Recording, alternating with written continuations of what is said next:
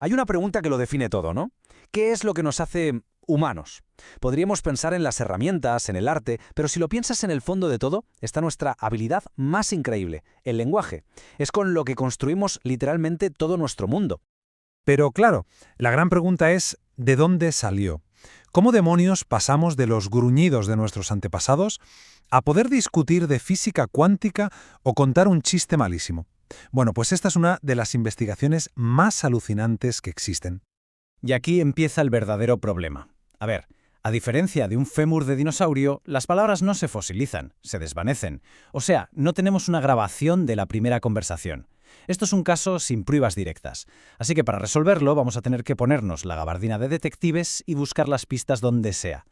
Muy bien, pues vamos a abrir el primer maletín de pruebas, nuestra propia biología. Porque vale, las palabras se las lleva el viento, pero los cuerpos que las producían, esos sí que han dejado rastro. Y ahí en nuestra anatomía está la primera pista clave.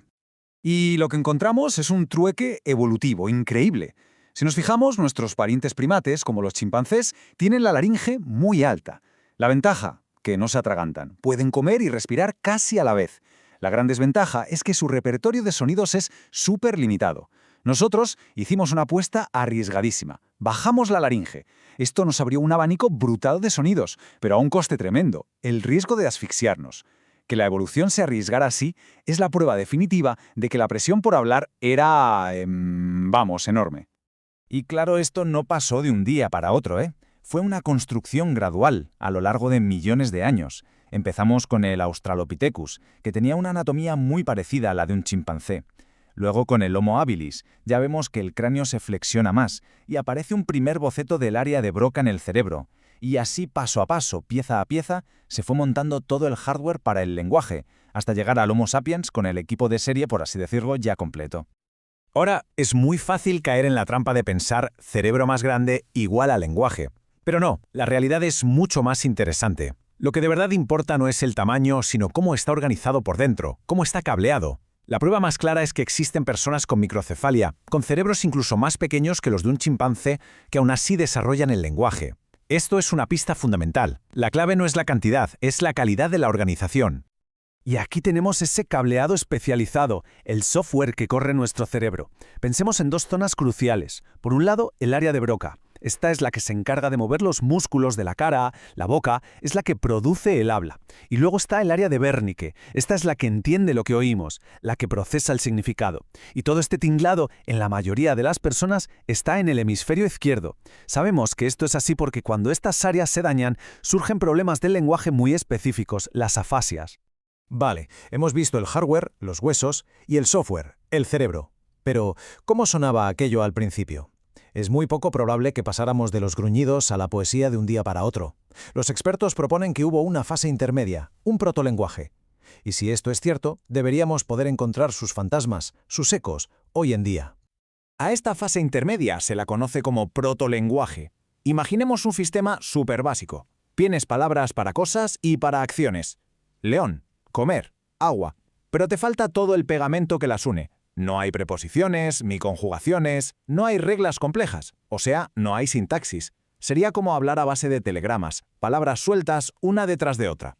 ¿Y dónde vemos los ecos de este fantasma? Pues el primer sitio es fascinante, en los niños pequeños. Cuando un niño dice más leche o coche papá, está usando un protolenguaje perfecto. Combina palabras clave con una lógica, pero todavía le falta toda la maquinaria de la gramática. Es casi como si el desarrollo de un niño fuera un resumen a cámara rápida de la evolución de nuestra especie.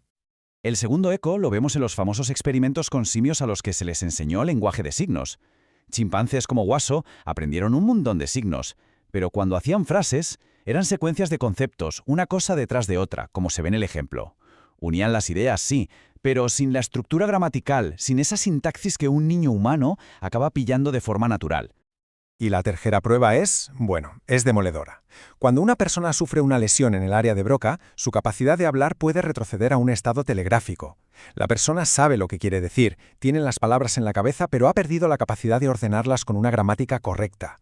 Es literalmente como si el cerebro volviera a un estado de protolenguaje. Entonces, el punto clave de todo esto es que el protolenguaje fue el puente, pero la auténtica revolución, lo que nos cambió para siempre, fue la sintaxis.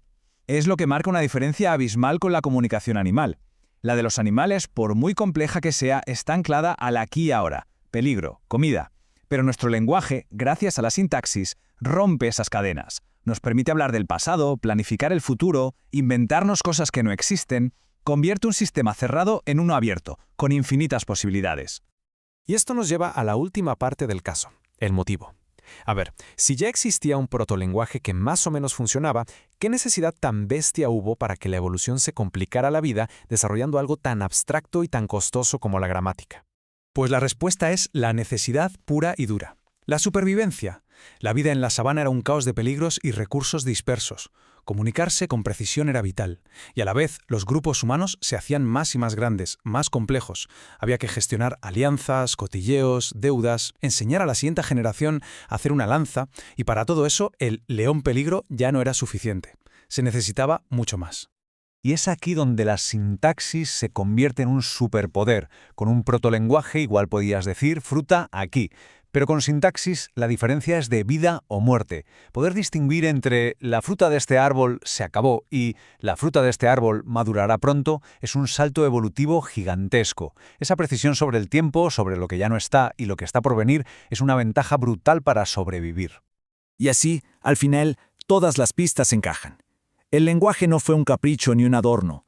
Fue sin duda la herramienta de adaptación más potente que nuestra especie ha desarrollado jamás. Es que nos dio una auténtica superpotencia. Nos permitió no solo comunicarnos, sino pensar mejor, más rápido. Nos permitió hacer algo que ninguna otra especie puede hacer, acumular conocimiento y pasarlo de generación en generación. Gracias a eso, creamos la cultura. Y sobre todo, nos permitió cooperar a una escala masiva. Es imposible construir una pirámide o ir a la luna sin un lenguaje complejo. Los grupos que lo dominaron simplemente barrieron a los que no. Así que el veredicto de esta investigación está claro. El lenguaje no fue un milagro que apareció de la nada. Fue la cima de un proceso larguísimo, una suma de cambios en el cuerpo, en el cerebro y en la sociedad. Todo empujado por la fuerza más poderosa que existe, la necesidad de sobrevivir, de colaborar y de contar nuestra historia. Y esto nos deja con una última reflexión.